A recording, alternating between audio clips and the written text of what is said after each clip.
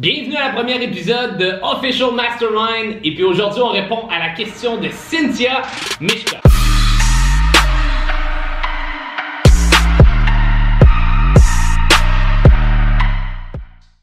Merci à Cynthia pour ta question. La question d'aujourd'hui, guys, c'est... Je l'ai juste ici. Comment faire pour démarrer son entreprise quand on n'a pas d'argent? Je pense que c'est une excellente question. Cynthia, merci d'avoir participé. Et puis, c'est drôle que tu me poses cette question-là parce que justement, aujourd'hui, j'étais justement en train de faire ce que tu me poses comme question. Puis il y a plusieurs manières, il y a plusieurs manières de démarrer son entreprise sans nécessairement avoir beaucoup d'argent. Moi, je crois qu'une des manières aujourd'hui, en 2018, c'est d'utiliser les médias sociaux. Puis, si tu me poses la question, Cynthia, c'est peut-être en ce moment que tu veux démarrer ton entreprise puis que tu n'as pas nécessairement les fonds pour le faire.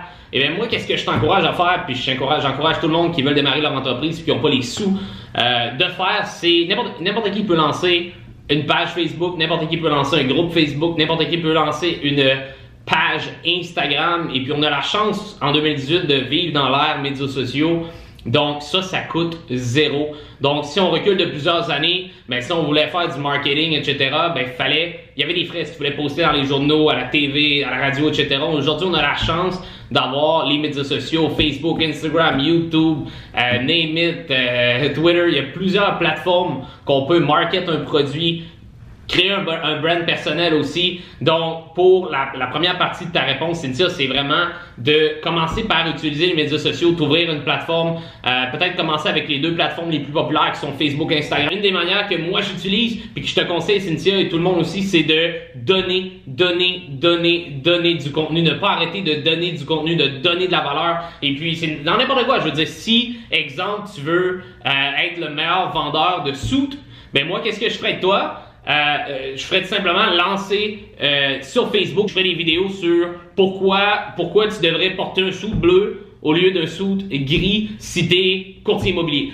Qu'est-ce que ça fait 2 boutons au lieu de 3 boutons?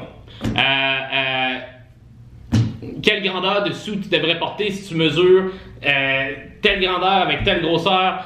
Quel soulier fit avec telle couleur de pantalon ou de jacket? Les fits ensemble, est-ce que le Bourgogne ça marche avec le brun, etc. Moi, qu'est-ce que je ferais si j'avais une business de vêtements sur mesure ou peu importe de veston? Mais qu'est-ce que je ferais, c'est que je posterais le maximum de contenu, je donnerais la plus grande valeur au market en ce moment pour qu'ensuite de ça, s'ils veulent un produit, ils vont aller voir la personne qui leur a donné de la valeur.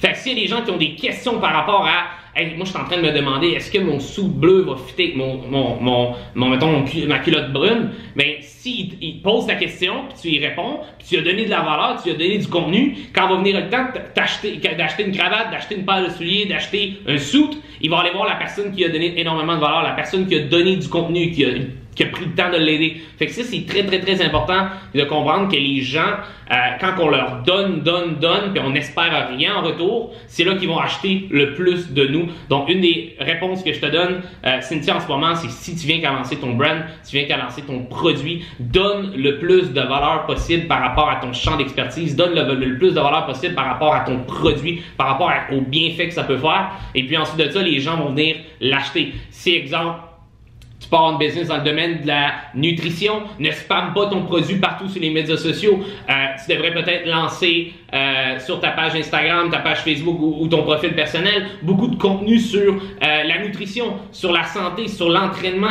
sur le style de vie. Et puis ensuite, les gens vont venir acheter ton produit parce que tu leur as donné du contenu sur la supplémentation, les styles de vie, sur les recettes, peu importe ce que tu manges dans une journée, tu te lèves à quelle heure, tu t'entraînes, tu fais tel mouvement au gym. Donc, si tu partages ce contenu-là, puis tu donnes, ensuite de ça, quand les gens vont venir pour acheter un produit, ils vont aller acheter de toi au lieu de la compétition parce que tu vas leur avoir donné de la valeur. Ensuite de ça, troisième manière de partir une business sans nécessairement mettre beaucoup d'argent ou pas d'argent, c'est en utilisant aujourd'hui les influencers. Puis je sais pas, ça c'est encore un domaine qui est vague un petit peu, mais je crois qu'il n'y a rien de plus puissant aujourd'hui que le bouche à oreille. Et puis les influencers, c'est vraiment immense ce marché-là et puis il n'est pas encore exploité. Fait que des gens qui ont 500, des gens qui ont 1000, des gens qui ont 2000, des gens qui ont 5000, des gens qui ont 10 000 followers, c'est des gens qui sont très accessibles. Quand on touche à des gens qui ont peut-être 500 000, 1 million, 2 millions de followers, je veux dire, des fois, ils ont des prix qui ne sont pas accessibles pour quelqu'un qui starte son entreprise maintenant. Mais d'avoir un 1000, un 2000, un 5000, un 10 000 followers, c'est possible d'accéder à ces gens-là puis leur demander tout simplement. Moi, mon approche, ça serait... c'est ça que j'ai fait avec les gens aujourd'hui. Tout ce que vous voyez là, c'est des pochettes de produits. J'ai approché des gens qui avaient peut-être 2, 3 000, 4 000, 5 000 followers, voire des gens peut-être 7, 800. J'ai regardé un petit peu leurs views qu'ils avaient sur leur vidéo, sur leur profil. Et puis ensuite de ça, je les approchais en disant, écoute, mettons Kevin, je te vois ton profil, c'est vraiment nice, qu'est-ce que tu fais? Est-ce que tu acceptes que je t'envoie mon produit préféré de ma compagnie? Je ship lundi, donc je t'envoie ça, tu vas vraiment être excité d'essayer ça. Gratuitement. Donc lui, il fait tout simplement faire wow, tu sais comme c'est vraiment nice, il m'envoie un produit, tout ça. N'importe qui aime recevoir de quoi en cadeau. Peut-être que moi j'ai déboursé 4 $ de ma poche pour lui envoyer de quoi, mais juste à cause de ça, on a développé un petit lien de relation. Il m'aime tout simplement parce que j'ai envoyé un produit gratuit, il va essayer mon produit. Puis ensuite de ça, il y a beaucoup de gens que, écoutez ça. Si tu demandes à quelqu'un, on parle de coûts médiocres, on ne parle pas de centaines de dollars de produits, mais si vous vendez un petit produit de 3-4 $ à quelqu'un, ne lui demandez jamais de faire un review. Parce que si vous lui demandez de faire un review, je vous le dis, il va poser multiples questions et il n'aura pas envie de le faire. Si tout simplement tu donnes sans nécessairement avoir comme... Tu ne veux pas recevoir. Ton but, c'est juste de donner parce que tu veux donner. Donc, exemple, je dis à Kevin, hey, je t'envoie ça, essaie ça, c'est mon produit préféré, tu vas l'adorer toi aussi. Je vous le dis, il y a 50% et plus des chances qu'il va vous écrire. Puis moi, ça m'est arrivé plusieurs fois à travers les gens que j'envoie des produits. Ils m'ont dit, Alex, si j'adore le produit, est-ce que tu me permets de le poster? Est-ce que tu me permets de faire un review sur le produit? J'ai dit absolument, il n'y a aucun problème. Je ne m'attendais même pas à ça. Donc, donnez. Puis les influencers, c'est des gens que vous n'avez même pas idée à quel point ils peuvent vous aider à propulser votre business à un autre niveau. Je vais vous expliquer pourquoi. Il y a des gens qui disent Facebook Ads, des choses comme ça. C'est super bon aussi, vous pouvez faire les deux. Mais les influencers, ils ont un lien d'appartenance avec les gens qui les suivent. Donc, il y a vraiment un sentiment, une relation entre l'influencer et sa communauté. Donc, si tu viens être le produit qui est sponsor, ben pas sponsor, mais qui est utilisé par l'influencer, vu que l'influencer a un lien de confiance avec sa communauté, automatiquement, il y a un biais. Écoutez ça. Je ne sais pas si vous avez lu le livre de 25 Cognitive Bias, mais c'est vraiment un livre incroyable. Puis, il y a un biais dans le cerveau de l'humain qui dit que un produit ne peut être vraiment comme moins bon, mais juste parce qu'il est associé avec quelqu'un de célèbre, les gens associent le produit à de la qualité. Il y a beaucoup de gens que, parce qu'on les voit avec des gens célèbres, ben on se dit comme « Ah, les autres sont successful », tu sais, mais ça veut rien dire.